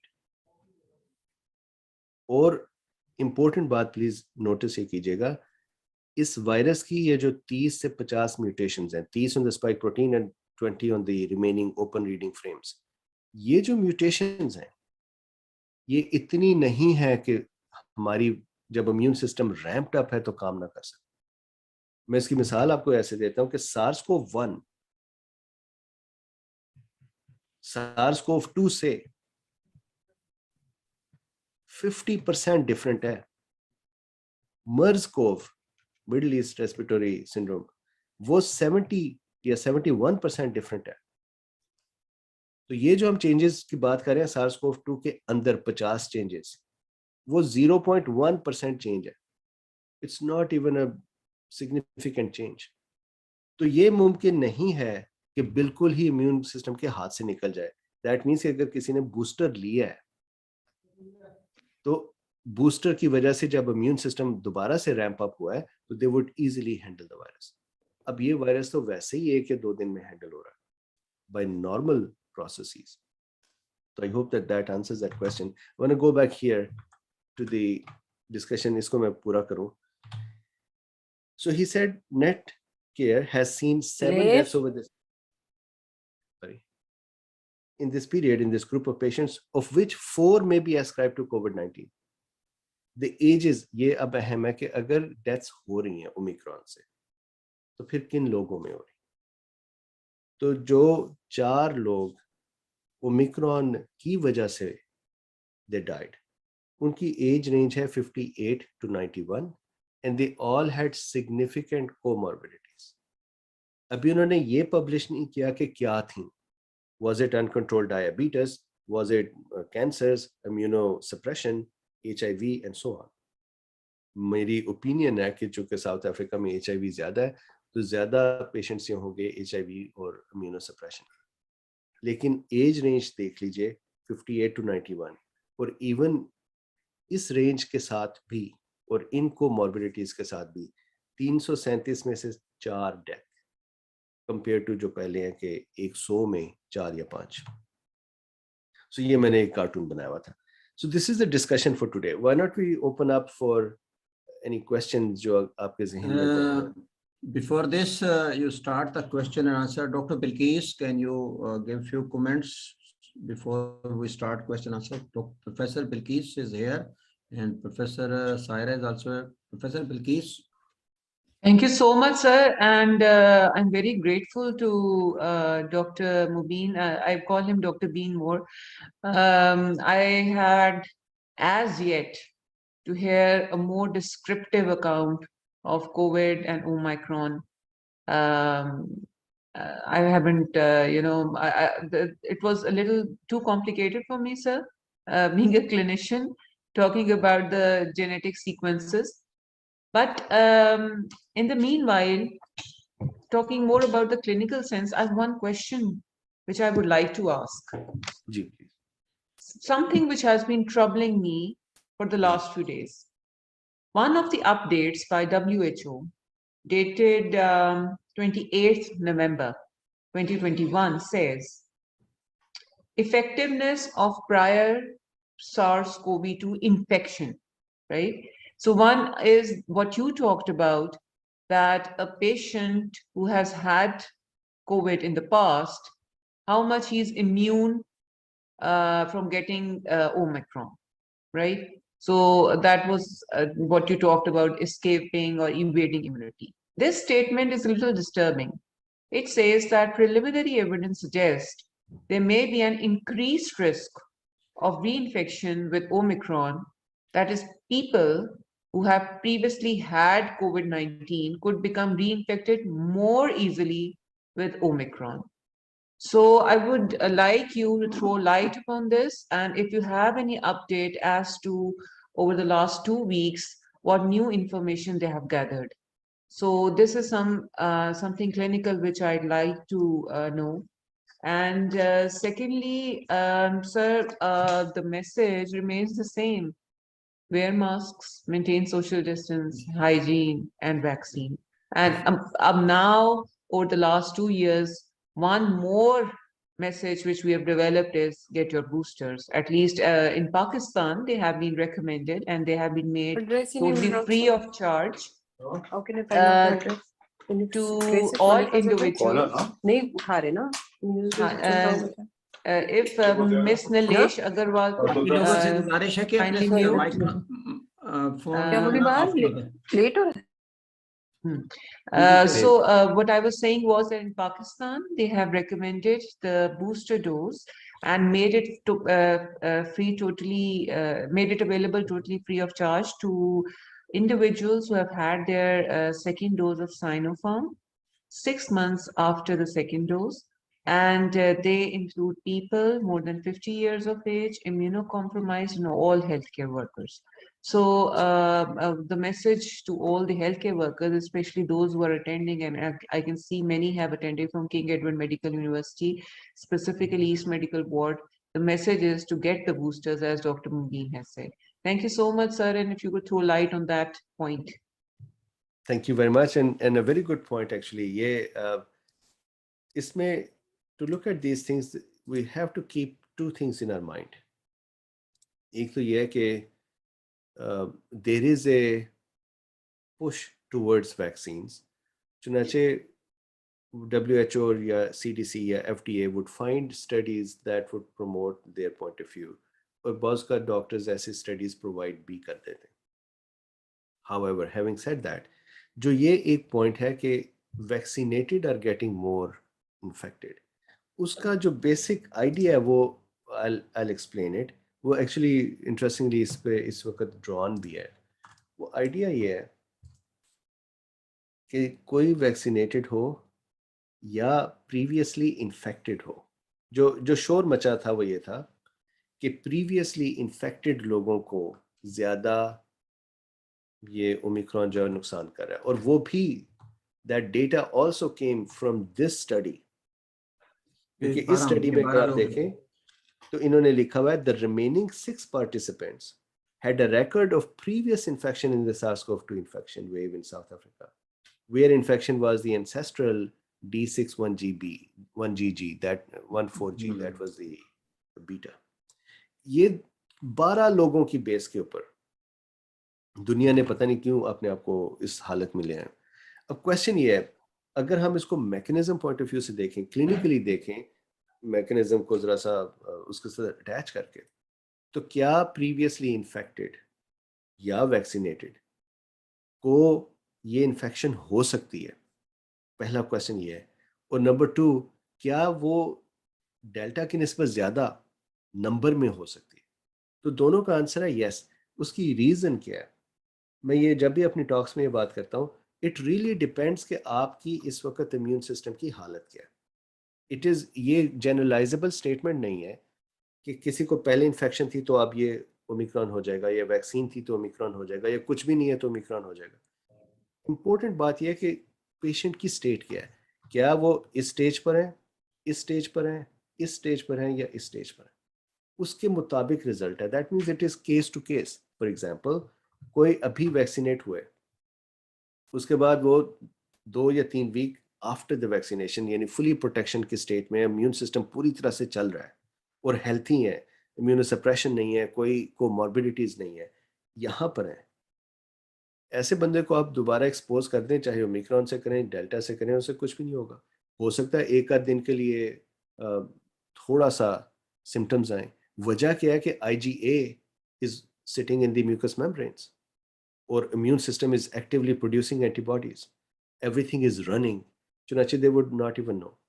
अगर इसी बंदे को यहाँ पर 6 महीने के बाद जब एंटीबॉडीज हैव वेन्ड, IgA बहुत कम हो गई है, ब्लड के अंदर और टिश्यूज के अंदर IgG बहुत कम हो गई है, इम्यून सिस्टम के सेल अक्सर एपोप्टोसिस कर गए हैं, बाकी जो मेमोरी बन के बैठे हुए हैं, यहाँ पर अगर आप इनको इन्फेक्ट करें, अगर एक्सपोजर हो, तो देखिए अगर ओमिक्रॉन है तो वो ज़्यादा तेज़ी से करेगा आइडियली. देखिए मैंने ये बात भी की कि कहते हैं कि ओमिक्रॉन की जो इंक्यूबेशन पीरियड है वो 11 दिन है. अगर ओमिक्रॉन का इंक्यूबेशन पीरियड 11 दिन हो तो यहाँ पर तो उसे कुछ भी नहीं करना चाहिए, लेकिन हम इन्फेक्शन देख रहे हैं. सो मैंने जैसे पहले अर्ज किया था, I do not believe that number. I think वो डेटा मेरे ख्याल आना है उसको कि हमें किसी ने वो नंबर फैला दिया। जी। अगर यहाँ पर हैं पेशेंट, चाहे वो प्रीवियसली वैक्सीनेटेड हैं या वो प्रीवियसली इन्फेक्टेड हैं, तो उनके जिस्म को it would take a couple of days. Immune system लेता है 10 घंटे से 10 आवर्स से 48 आवर्स टू रीस्टार्ट। इसके दौरान में सिम्टम्स आ सकते हैं। ओमिक्रॉन चूंकि ज्यादा तेजी से ट्रांसमिट करता है फ्रॉम सेल टू सेल, तो वो ज्यादा तेजी से सिम्टम लाएगा। तो दैट मीन्स कि हमें प्रीवियसली इन्फेक्टेड में इन्फेक्शन मिलेगी और सिम्टम भी मिलेंगे। डेल्टा में हो सकता था सिम्टम ना मिलते हो, क्योंकि डेल्टा वो take a little more time. उसको अगर हम ट्रांसलेट यू कर दें, अब मतलब जो पॉलिटिकल साइड है वो ये है कि इस मैसेज को उठाकर ट्रांसलेट यूं किया जाए कि देखो जो पहले से इन्फेक्टेड हैं, आप लोगों को भी इन्फेक्शन हो रही है, जाके बूस्टर लगवा लो या वैक्सीन लगवा लो। तो जो आधी बात है वो सच्ची है कि जो पहले से इन्फेक्टेड था उसको इन्फेक्शन हो रही है और डेल्टा की निस्बत सिम्टम भी ज्यादा जल्दी आ रहे हैं। जो उसकी बाकी आधी बात है कि इसका मतलब यह कि वैक्सीन लगाओ, वो जरूरी नहीं। और एक जो बात छोड़ दी गई है वो ये है कि ये विद इन, अभी तक का जो डेट है वो ये कि with in 1 to 2 day out patient में ही हैंडल हो जाएगा। तो मेरी नजर में जो वैक्सीन का मैसेज है, that should stay separate from a viruses behaviour. वो एक अलग मैसेज है कि जी वैक्सीन लगवाना अच्छी चीज है, प्रोटेक्शन है, बूस्टर लगवा लें, ये रीजंस हैं, टोटली डिफरेंट। तो ये WHO भी ये करता है, CDC भी ये करता है। और अमेरिका में तो कम से कम स्टडीज, अब मुझे क्या 30,000 स्टडीज मैंने पढ़ी हैं पिछले 2 साल में। अब तो उसमें से आपको ये जो खास टॉपिक है कि प्रीवियसली इन्फेक्टेड को इन्फेक्शन दोबारा हो सकती है कि नहीं, उसके ऊपर अगर आप मुझे कहें तो कुछ 3-4 ऑथेंटिक स्टडीज हैं जो कहती हैं कि प्रोटेक्शन बड़ी अच्छी है, और 3-4 ऑथेंटिक स्टडीज हैं जो कहती हैं प्रोटेक्शन अच्छी नहीं है। तो एक ग्रुप की स्टडीज पकड़ी हुई है, दूसरे ने दूसरे की पकड़ी हुई है, और वो लेके उसको फिरते हैं। जो रियलिटी है वो ये है कि मैकेनिज्म के पॉइंट ऑफ व्यू से अगर पेशेंट इस स्टेट में है, यहाँ पर है, तो उन्हें इन्फेक्शन होगी और उन्हें सिम्टम आएंगे, और इट्स ओके। क्वेश्चन ये है कि उनकी अपनी बॉडी की स्टेट क्या है। फॉर एग्जांपल अगर कोई पेशेंट है ल्यूकीमिया के, या कोई पेशेंट है कैंसर के, या कोई पेशेंट है अनकंट्रोल्ड डायबिटीज के, रीनल फेलियर्स के, तो आप उनके ऊपर ये रिस्क लेना ही नहीं चाहते यहाँ पर। बूस्टर ठीक है, लगवा तो आप उन्हें इससे पहले ही कहते हैं कि जी आप ये 4-6 महीने हो गए, आप यहाँ पे बूस्टर लगवा लें, ताकि इम्यून सिस्टम दोबारा इस हालत में आ जाए। So I hope that answers that जी। question. Professor Sir, Saira, thank you so much. जी, प्रोफेसर बिल्कुल सायरा है। Afzal. Yes, sir. Thank you very much for giving me this chance. And it is a wonderful lecture by Dr. Mubin. And I always enjoyed his talk because it is based on evidence. और जब भी ये बात करते हैं figures के साथ, research के साथ, लेटेस्ट साइंटिफिक एविडेंस के साथ बात करते हैं। और सबसे अच्छी बात ये कि साथ ये जो हमारे पॉलिटिकल इश्यूज हैं और सोशल साइंसेस के इश्यूज हैं, उनको भी साइंस के साथ ज़रूर प्रूव करते हैं और डिसप्रूव करते हैं, मैथ्स को, डिसइंफॉर्मेशन को। And that is the greatest service to humanity. बहुत ज्यादा बड़ी बात है कि वैक्सीनेशन को अगर हमने सपोर्ट करना है तो हमने फैक्ट्स एंड फिगर्स के साथ सपोर्ट करना है। और हमने ये चांस नहीं देना उन लोगों को जो वैक्सीनेशन के खिलाफ बोल रहे हैं कि वो कहें कि देखिए तो मिसट्रस्ट है, ये तो गलत बात है, और वो हमारी किसी भी बात को वैक्सीनेशन के खिलाफ इस्तेमाल कर सकें। तो वैक्सीनेशन की बहुत खूबसूरत उन्होंने बात की कि तमाम फैक्ट्स और फिगर्स जो अभी तक हमें ये शो कर रहे हैं कि वैक्सीनेशन या बूस्टर तो लगवाना चाहिए था एक खास लोगों को कोमॉर्बिड कंडीशंस के अंदर, और इसको ओमिक्रॉन के साथ जोड़ देना अभी बहुत जल्द है, और कोई हमें फैक्ट्स, फिगर्स, एविडेंस, रिसर्च इसको सपोर्ट नहीं कर रही। और मेरा ख्याल है ये बहुत बड़ा मैसेज है जो डॉक्टर मुबीन आपने दिया, and I am so thankful कि आपने ये बात रेज की। हमने पाकिस्तान में एक स्टडी की मुख्तलिफ सेंटर्स में, it is a multi centre study. अभी उसके हमने ये देखा कि पाकिस्तान में मेल्स फीमेल्स में, और एज जो थी that is up to 70 years, और youngest age is starting from 20 years। Vaccination के बाद आफ्टर 6 months वेनिंग स्टार्ट हुई, और जो फीमेल्स थी उनकी एवरेज तकरीबन 8 महीने के बाद दे स्टार्ट डिक्रीजिंग काउंट्स और एंटीबॉडीज कम हुई। तो ये Very interesting. आपके जो इंटरनेशनल जिस तरह डेटा शो कर रहे हैं, पाकिस्तान का डेटा भी यही शो कर रहा है कि बूस्टर उनको लगवाने की जरूरत है जिनमें हम हाई रिस्क कैटेगरी समझ रहे हैं, और फीमेल्स के अंदर थोड़ा सा बेहतर रिस्पॉन्स आया एंटीबॉडीज का। इसमें आप बेहतर तौर पे बताएंगे कि why females have a little better response to the vaccination. और दूसरी बात जो मुझे लगता है कि कंफ्यूजन का बाइस बनी, वो ये था कि जब WHO ने से वेरिएंट ऑफ कंसर्न शो किया, क्योंकि ओमिक्रॉन जब आया और भी बहुत प्रीलिमिनरी डेटा था और बहुत कम लोग रिपोर्ट हुए, मैं सुबह भी पढ़ रही थी कि इंडिया में there are only 5 people that have been shown of positive with Omicron, और पाकिस्तान में सिर्फ एक सस्पिशियस केस है कराची में, जिसके ऊपर भी अभी सस्पिशन है। We are not very much confirmed कि ये वाकई ओमिक्रॉन का केस है, लेकिन इसे वेरिएंट ऑफ कंसर्न जब WHO ने कहा in November, that is one of the reason कि हम सारे लोग परेशान हो गए और पाकिस्तान में 6 कंट्रीज पे बैन लगा, ट्रैवलिंग वहां से बैन हुई, and that has a grave economical impact specially on countries like Pakistan. हमारे पास बहुत ज्यादा इकोनॉमिकल और फाइनेंशियल एक्टिविटीज जो है वो जनरेट करने के लिए ट्रैवलिंग जरूरी है। फिर हमें एकदम खौफ सा आया कि इंस्टीट्यूशंस ना बंद हो जाएं, स्कूल ना बंद हो जाए, और स्कूलों के अंदर बाकायदा ये बात शुरू हो गई कि अगर ओमिक्रॉन आएगा तो ये तमाम एक्टिविटीज जो हैं वो शायद हमें बंद करनी पड़े और दोबारा से किया जाएगा उसी तरह सेमी लॉकडाउन, स्मार्ट लॉकडाउन जैसे पहले था। तो ये variant of concern, it is one of the term that is causing lot of confusion, और अभी तक एविडेंस और रिसर्च इस पे आप और बात भी कीजिएगा कि हमें क्या इसे वेरिएंट ऑफ इंटरेस्ट डिक्लेयर करना चाहिए rather than variant of concern. Thank you very much. Dr. So Salma thank you Kundi, very you have much. raised the hand. Dr. Salma Kundi, you have raised the hand. Can you, Professor Salma Kundi? जी, वो मेरे ख्याल में doctor Saira का answer देना चाहेंगे पहले। अच्छा, जी जी जी, तो thank you very much, Professor Saira, for your comments.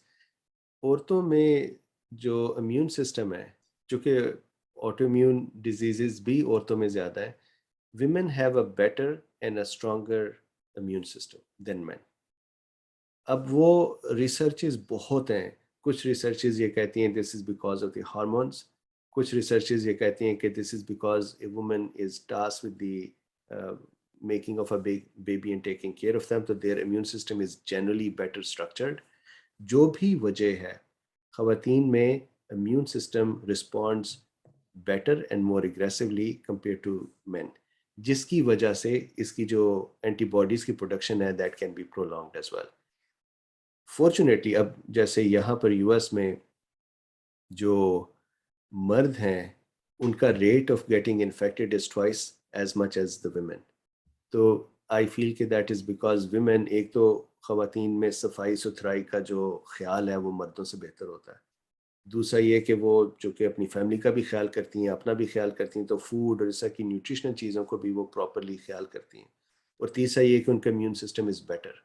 तो ये एक जनरल नॉलेज है कि immune system because it is better, उसकी वजह से ख़वातीन को नुकसान भी होता है, ऑटोइम्यून डिजीज़ भी औरतों में ज़्यादा है। दूसरी जो बात आपने की, this is such a important thing कि WHO ने भाग कर इसे वेरिएंट ऑफ कंसर्न करार दे दिया, उसके फ़ौरन बाद ही ये लॉकडाउन शुरू हो गए और साउथ अफ्रीका को बहुत नुकसान हुआ। साउथ अफ्रीका तब से रिपोर्टें भेज रहा है कि जनाब ये एक्चुअली एक माइल्डर सिचुएशन है, we will be okay, you will be okay, लेकिन वो जो नुकसान है वो होता जा रहा है। तो मेरी नज़र में भी WHO ने इसको अच्छी तरह से ट्रीट नहीं किया। आई थिंक कि WHO, CDC, FDA वो सारे इस वक्त एक मिशन लेके चल रहे हैं, और आई फील कि इसमें हमें नुकसान हुआ है जिस तरह से वो लेके चल रहे हैं। मिशन उनका ये है कि किसी तरह से वैक्सीनेट कर दें लोगों को। अब उस मिशन में बजाय इसके कि लोगों से ये बात करें कि देखो वैक्सीन का फ़ायदा है या उसका ये नुकसान है, ये फ़ायदा है, इस उम्र को ये करना चाहिए, फ़लाँ को ये करना चाहिए, 6 महीने बाद ये करना चाहिए, बजाय इसके कि एक विजडम के साथ वो आगे आएँ, उन्होंने डराना शुरू किया हुआ है। तो ये जो इसको फौरी तौर पे वेरिएंट ऑफ कंसर्न कहा, वो डराना शुरू कर दिया। अब देखें होता क्या है। मेरी नज़र में आपके जो अपनी डिसीजन मेकिंग है उसमें डिपेंड करता है वेरिएंट ऑफ कंसर्न का रिएक्शन क्या आपके लिए, क्या वो बहुत सारे लॉकडाउन्स हैं, रिस्ट्रिक्शंस हैं। तो मेरा नहीं ख्याल कि ओमिक्रॉन उस स्टेज पर है कि लॉकडाउन्स और रिस्ट्रिक्शंस और extra pressure on the society is needed. जो मास्क हैं, जैसे प्रोफेसर बिल्कीस साहब ने बोला, मास्क हैं, हाइजीन है, बूस्टर की अगर ज़रूरत है तो वो है, वैक्सीन नहीं लगवाई तो वो लगवाना, दैट इज स्टिल देयर। उसके ऊपर कोई नई चीज़ नहीं है, बल्कि ये माइल्डर है। तो अब मेरा ख्याल है ये आपका डिसीजन है कि आप उसको कैसे देखते हैं, डेफिनेशन आपकी क्या है। WHO ने गलत किया कि VOC डॉक्टर बनाते हैं। मुबीन, उसकी वजह यह है कि जब वुहान का वायरस आया तो उसने WHO को बता दिया था, और WHO भी लेट जागी और कंट्रीज भी लेट जागी। उसका फायदा अब कुछ और हो ना हो, मेरे ख्याल में द ओवर कॉन्शियस होने का फायदा ये है कि अब वो मोर्टेलिटी को कम करना चाहते हैं। हमारे दरमियान WHO भी मौजूद है सर, WHO का नुमाइंदा मौजूद है, Zeeshan Arif. Can you comment on this? Doctor Zeeshan Arif is the doctor. जी doctor Zeeshan Arif. Thank you so much, sir. Thank you so much giving the opportunity to respond. I am totally agreed with your comment, sir. Actually, sir बिल्कुल ठीक बात कर रहे हैं कि थोड़ा सा इसको डराने की उसमें वो थोड़ा ज्यादा ले गए हैं। लेकिन अगर इसको कंपेयर करें विद इनिशियल आउटब्रेक, तो I think at that time जिस तरीके से अभी ओमिक्रॉन के लिए इन्होंने रिस्पॉन्ड किया है, उस टाइम पे बिल्कुल एग्जैक्टली इसी तरह से रिस्पॉन्ड करना चाहिए था। That time I think this is the mistake, but at this time इसको जरा थोड़ा ज्यादा उन्होंने एग्जैजरेट किया है डेफिनेटली। और लेकिन in here in Pakistan I think we are focusing on the vaccination, proper vaccination, and regarding the booster dose, abhi recently NCOC ne ye decision liya hai. This recommendation is not from the WHO. This decision is only wholly solely decided by the NCOC, not by the WHO. Thank you, sir. Dr. Munir Azhar, Dr. Munir, Professor Dr. Munir Azhar is there. Can you comment few? Dr. Professor Munir Azhar. Professor Munir Azhar. Okay. Assalamu alaikum. जी Professor Munir Azhar. Thank you very much. Yeah, really, I enjoyed the whole session. Although it was very nicely elaborated और इतनी अच्छे प्यारे अंदाज में बातें की हैं कि मुझे बहुत अच्छा लगा। मुझे बीच में नींद भी आने लगी थी वैसे लेकिन जो इतनी अच्छी फिगर्स दी हैं आपने, और खास तौर पे वो 12 बंदों का जो जिक्र कर दिया, और फिर जिस तरीके से उसका इम्पैक्ट आया है, तो मेरा ख्याल ये है कि जो फर्दर डाटा इसके बाद आएगा इंशाल्लाह that will be I opening for WHO and the concerned authorities as well.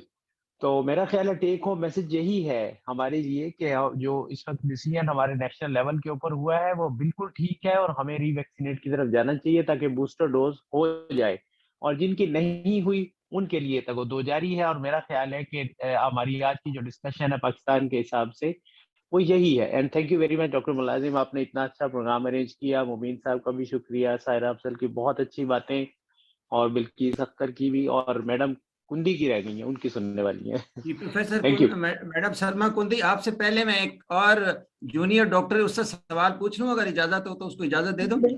Ji doctor Uzma has 3 question. Doctor Uzma आप खुद पूछ लें या मैं पूछूं आपकी तरफ से? Doctor उज़मा Malik. Bismillahirrahmanirrahim, sir. I am Dr. Uzma Malik. I am associate professor of Dr. Bilkis Shabir in East Medical Ward. Sir, I have 2 or 3 questions. मैं देख रहा था 3 क्वेश्चन है आपके। जी सर, जो प्रेजेंटेशन आपने दी वो बहुत जबरदस्त और बहुत अच्छी थी। आई रियली एंजॉयड दैट, और खासतौर पर पैथोफिजियोलॉजी को आपने क्लिनिकल एस्पेक्ट्स और स्टैटिस्टिक्स के साथ इस तरह से कोरिलेट किया, that was commendable. Sir, we assume that after 4 to 6 months the immunity is going to wane.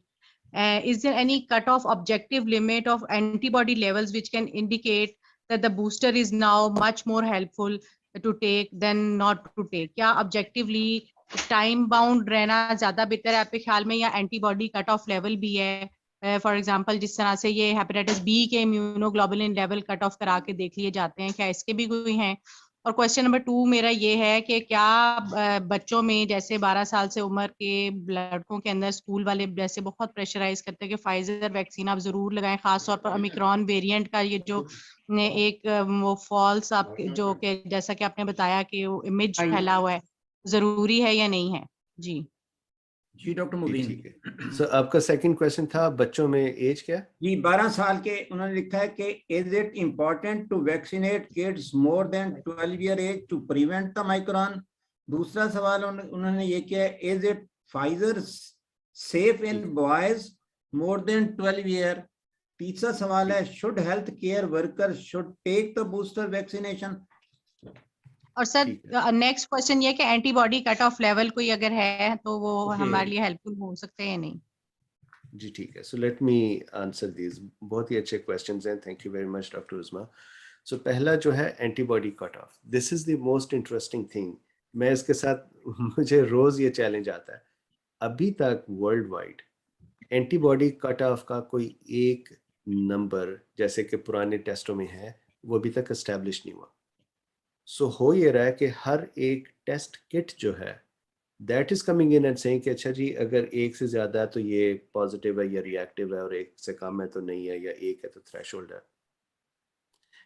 कोई नंबर दिया हुआ नहीं है, even in the international units कोई नंबर दिया हुआ नहीं है कि 6 इज द कट ऑफ।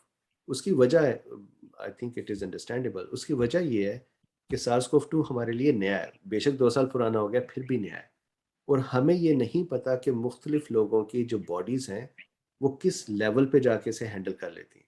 कुछ लोग हैं जिनके अंदर कई हज़ार में जाती है और वो हैंडल करते हैं, और कुछ जो है वो बड़े थोड़े से नंबर्स के साथ 60-70 के साथ हैंडल कर लेते हैं। मैं रिसर्च में जो लोग यूज़ करते हैं, जब स्टडीज़ को पढ़ता हूँ, तो नॉर्मली 11 का जो लेवल है उसके ऊपर अगर हो तो वो उसको 100% प्रोटेक्टिव समझते हैं अपनी रिसर्च में। तो जब कोई आपको आके ये कहता है जी वैक्सीन एफिकेशियस है या नहीं, और मैंने इन विट्रो स्टडी की है, तो normally a number of antibody level titer at 11 and above is taken as protective. So I hope that clarifies it. There is no number. तो वो हर टेस्ट किट का नंबर है, कोई एक जनरल नंबर नहीं। I think that number will emerge in the coming months and days, लेकिन इस वक्त नहीं। जो दूसरे आपके क्वेश्चंस हैं, वैक्सीन, जो वैक्सीन का मैं एक जनरल आपको अगर फार्मूला अर्ज करूं, जो एडिनोवायरस बेस्ड वैक्सीन हैं वो 50 साल से कम उम्र की खवातीन को अवॉइड करनी चाहिए। That means Johnson and Johnson और AstraZeneca, because of the clotting issue. मेरी वाइफ ने एडिनोवायरस बेस्ड वैक्सीन ली है, जबकि मुझे पता था कैसे ये होता है। हम गए वहाँ पर, उन्होंने कहा जी जॉनसन एंड जॉनसन है। मैंने हिना की तरफ देखा, मैं कहा मेरा ख्याल है आज का दिन स्किप कर दें। वो कहने लगी मैं आई हुई हूँ तो लगवा लेती हूँ। अब उसको 6 महीने हो गए, आज तक उसके जो साइड इफ़ेक्ट्स हैं, जो इंजरी है वो चल रही है। तो ख़वातीन को जो एडिनोवायरस बेस्ड वैक्सीन हैं उसको अवॉइड करना चाहिए, या उन साइड इफ़ेक्ट्स ज़्यादा। लड़कों को 29 से यंगर मैसेंजर RNA में बहुत कम, लेकिन फॉर श्योर उनको कार्डियक इन्फ्लेमेशन हो सकती है, मायोकार्डाइटिस हो सकती है। जो US के नंबर्स हैं वो ये है कि जो जितने भी लोगों को अभी तक हुआ है, मेरा ख्याल है 30, वो सारे के सारे 1 या 2 दिन के रेस्ट और सपोर्टिव थेरेपी के बाद ठीक हो गए। There is no death. अब इसराइल में और यूरोप में there were couple of deaths in each. तो messenger RNA vaccine younger boys में इट कैन कॉज मायोकार्डाइटिस, तो उसके लिए आपको you should just be ready, और you should decide a different vaccine. For example inactivated virus vaccine जो China की हैं, they work fine as well. The problem is कि if you are travelling with them, तो यहाँ पर अक्सर मुल्क उनको मानते नहीं है, चुनाचे वो फाइजर या मोडर्ना ही लगवानी पड़ती। अब जो बच्चे हैं 12 साल के लेकर 19 साल तक, जो डेटा है वो डेटा ये है कि 1 साल से 9 साल तक के बच्चों में आज तक कोविड से डेथ्स ऑब्जर्व नहीं हुई जो हेल्थी हैं। देयर आर पेशेंट्स, यूके की एक स्टडी है जिसने कई हज़ार बच्चों को स्टडी किया, तो जो बच्चों को कोमॉर्बिडिटीज़ थी, फॉर एग्जांपल टाइप 1 डायबिटीज़ थी, या कैंसर्स थे, या कोई और एंड स्टेज डिजीजेस थी, they fell ill to COVID and died with that as well. लेकिन जो हेल्थी बच्चे थे 1 से 9 साल, उनमें 0 डेथ्स हैं। 1 साल से कम उम्र के जो बच्चे हैं उनमें कोविड से डेथ्स हैं, एंड दैट मेक्स सेंस, क्योंकि बच्चा जब पैदा होता है तो उसका भी इम्यून सिस्टम डेवलप नहीं हुआ होता फॉर अबाउट अ ईयर, तो उसके दौरान में अगर इन्फेक्शन हो जाए तो उन्हें हैंडल करना मुश्किल होता है। 10 साल से 18 साल के बच्चों में भी कोविड की वजह से सिवियरिटी और डेथ्स हैं। चुनाचे अगर मेरा कोई बच्चा इस एज में हो तो आई वुड रिकमेंड कि वो वैक्सीन लगवा लें।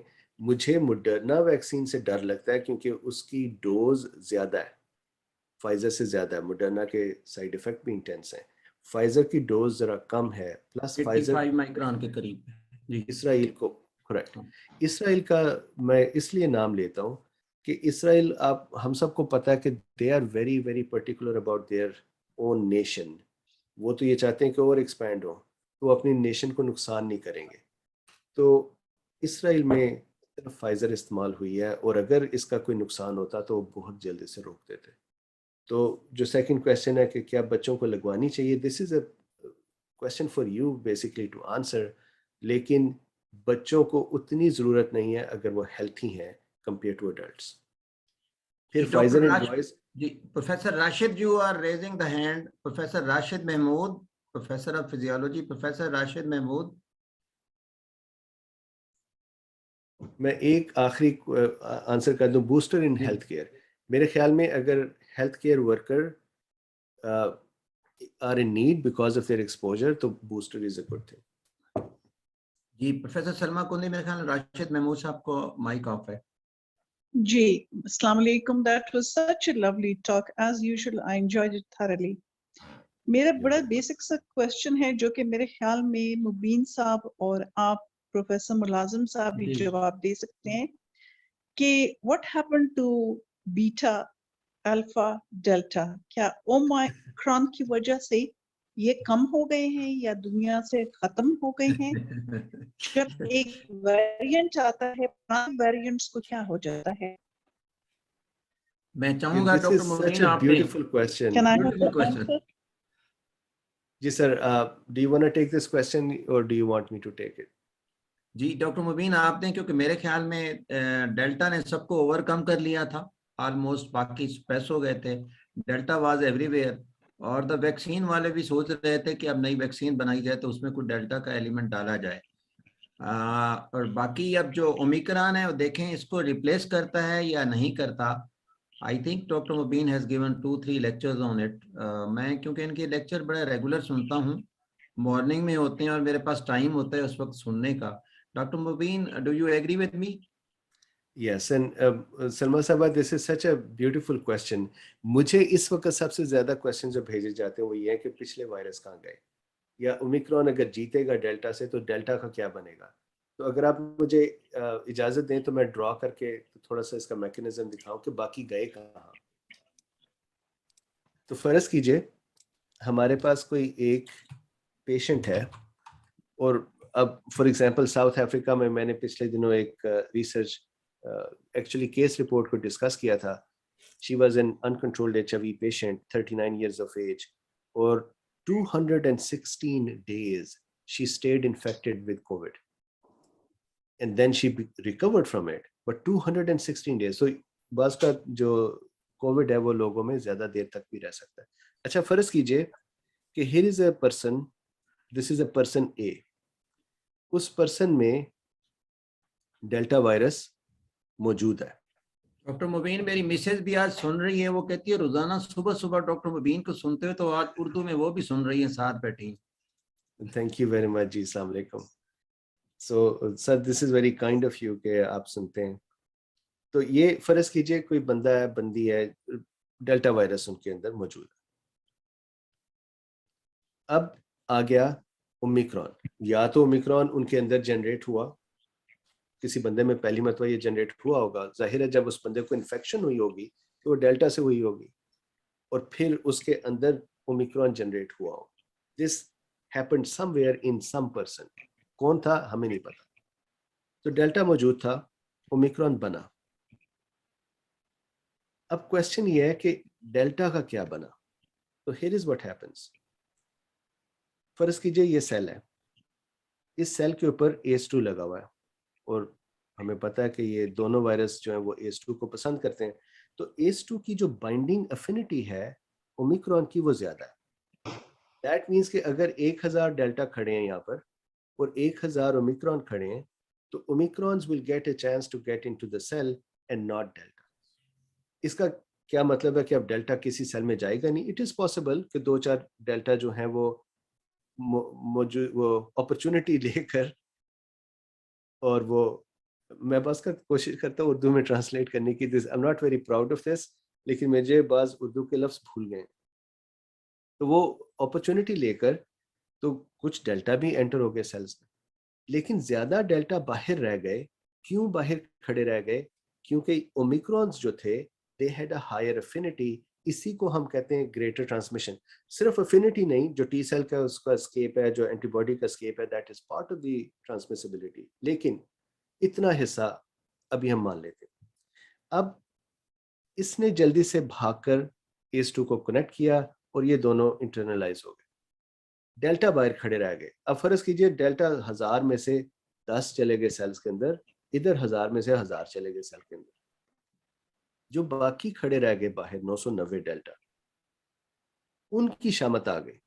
मैक्रोफेज खा गए। उनकी शामत ऐसे आ गई कि जाहिर है कि यहाँ पे इम्यून सिस्टम भी चल रहा है, मैक्रोफेजेस बैठे हुए हैं, डेंड्रिटिक सेल्स बैठे हुए हैं, न्यूट्रोफिल्स बैठे हुए हैं, वो इन्हें उठा के खाना पीना शुरू कर देंगे। अगर इस बंदे का इम्यून सिस्टम इस हालत में था कि हफ्ता हो गया है इन्फेक्शन को, एंटीबॉडीज प्रोड्यूस हो रही हैं, तो अब ये डेल्टा सेल के अंदर तो जा नहीं सकता, तो ये खड़ा हुआ है, तो इसको आके एंटीबॉडीज भी लगेंगी। जब एंटीबॉडीज को ऑप्शनाइज करेंगी तो ये फैगोसाइटोज भी होगा। जब एंटीबॉडीज इसको ऑप्शनाइज करेंगी और उसके साथ जब अटैच होंगी तो बायोलॉजिकल फंक्शन शुरू होंगे, तो कॉम्प्लीमेंट सिस्टम एक्टिवेशन भी होगी। कॉम्प्लीमेंट इटसेल्फ भी इसको कोड करेगा, जिससे ऑप्शनाइजेशन भी होगी, प्लस कॉम्प्लीमेंट की वजह से डिस्ट्रक्शन भी होगी। तो ये जो बाहर खड़े रह गए, जो हार गए ओमिक्रॉन से, वो तबाह कर दिए गए। चुनाचे ओमिक्रॉन की मौजूदगी में या एक ज्यादा ट्रांसमिसिबल की मौजूदगी में जो पिछला है वो कंप्लीटली वाइप आउट हो जाता है। It does not stay there. तो जो पहला वुहान वायरस है या जो बीटा था या अल्फा था, वो लैब्स में या कुछ कम्युनिटीज में जो ज्यादा एक्सपोज्ड नहीं है, हो सकता है वहां पे मौजूद हो। जैसे यूएस में इस वक्त 0% रह गए हैं, खत्म हो गए हैं बिल्कुल। तो वो गए कहाँ? वो इंसानों के अंदर ही मारे गए, जबकि जो नया वेरिएंट है जो ज्यादा ट्रांसमिसिबल है, वो ज्यादा फिट था, उसने टेक ओवर कर लिया। तो ये होता है इन्हें। Alhamdulillah ji, thank you so much. So that is, we've become hopeful now. जो ज्यादा Absolutely. ताकतवर वायरसेस थे वो खत्म हो गए, अब कम ताकतवर रह गए, and gradually it will all be wiped out, inshallah taala. I'm so very End of the happy. pandemic. Yeah. Inshallah. और Another thing, Dr. Virus Mubin, की I wanted to make a Sorry. statement. वो यही था, I'm very fond of Chinese vaccines. मुझे adeno virus वाले vaccine से भी डर लगता है, messenger RNA से भी. I don't know why. I think Chinese are the safest. तो बच्चों को मेरे ख्याल में वही देनी चाहिए, और 1-2 साल इंसान उनको ट्रैवल ना ही कराए, under 12 या between 12 and 19 तक अगर वो दिए जाए तो I think it's a safe bet. Thank ठीक है, you. मैं आपके साथ एग्री करता हूँ कि बच्चों में वैसे ही वैक्सीन की जरूरत कम है, और अगर फिर जो सेफेस्ट वैक्सीन है वो मिल जाए, और अगर ट्रैवल का मसला है वो ना हो, तो फिर कोई भी माइल्ड वैक्सीन जो है ज्यादा बेहतर। Thank you. जी, और there is no सलमान साहब, आपने जो question. बात की कि जो स्ट्रॉन्ग वायरस था, डेल्टा हमें नुकसान पहुंचाने में स्ट्रॉन्ग था, पर वो ओमिक्रॉन से फिट होने में स्ट्रॉन्ग नहीं रहा, and that is how delta जो है ऑन द वे आउट। तो बड़ी अच्छी आपने बात की कि उम्मीद बन गई है। लोग ये कहते थे कि नेक्स्ट वेरिएंट्स हमेशा और ज्यादा नुकसानदेह होंगे, और ये कहते थे ये वैक्सीन की वजह से हो गया और फलां हो गया, एंटी वैक्सर्स ने बहुत ही बुरा हाल किया हुआ था। ये जो वेरिएंट है ये एक्चुअली कंपेयर टू डेल्टा ज्यादा फिट है, क्योंकि ये डेल्टा को पीछे छोड़ गया है, लेकिन चूंकि ये माइल्ड है तो हमारे साथ भी रहेगा। तो यू आर वेरी करेक्ट कि अल्लाह खैर करे, अच्छी हो गई है। Inshallah. जी डॉक्टर मुबीन, अगर हम स्पेनिश फ्लू को देखें ना, तो वो उसके भी 2 साल के 2.5 साल जब वेव्स आती रही, तो फिर आखिरी वेव बिल्कुल ही स्लो थी।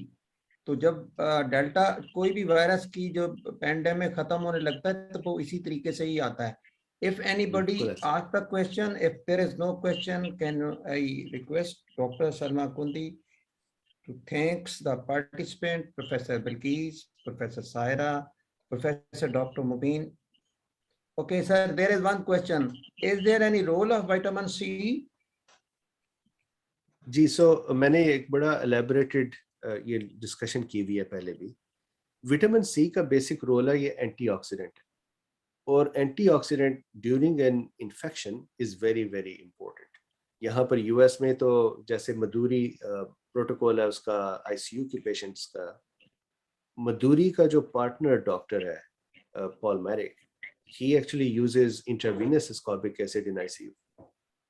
तो ascorbic एसिड या विटामिन सी का एक बहुत इंपॉर्टेंट बेनिफिट है, वो है बीइंग एन एंटीऑक्सीडेंट। हाउएवर, अगर किसी में विटामिन सी के लेवल ठीक हैं, तो आप उसको थोड़ा सा और बढ़ा दें तो इट इज यूजफुल। मतलब ये नहीं है कि ये उसकी कोविड की मैनेजमेंट नहीं है, this is not the cure for Covid, but this is an important part of management कि आप इम्यून सिस्टम को बैलेंस में लाएं। तो मैं जब किसी पेशेंट को मैनेज करता हूँ, तो मैं हमेशा उन्हें विटामिन डी और विटामिन सी और क्वर्सेटिन और जिंक्स देता हूँ, ताकि उनका इम्यून सिस्टम प्रॉपरली फंक्शन करता रहे। ये इन चीज़ों से क्योर नहीं हो जाते, ऑल्दो हमें पता है कि विटामिन डी की वजह से जो डेथ रेट है वो बहुत कम होता है जिन लोगों में 50 नैनोग्राम पर मिलीलीटर से ऊपर विटामिन डी का लेवल हो। इसी तरह से विटामिन सी जो है, that is very important for correct immune system function. Dr. Salma Kundi, can you Okay. Thank you so much, Professor Mulazim Saab, for arranging this lovely webinar. And I thank our panelists, Dr. Saira and our lovely Dr. Bilqis. And my special thanks to Dr. Mubin. We love your talks. Allah bless you, and thank you for giving us time. And thank you to everyone who attended today, especially Professor Mazhar Saab, Rashid Saab, and Javed Sarwar Saab, and everyone. I hope we meet next week. And I hope we keep on meeting in better times, और अल्लाह पाक इस corona के graph को नीचे नीचे ले जाके खत्म कर दे। आमीन। Thank you. Thank you so much.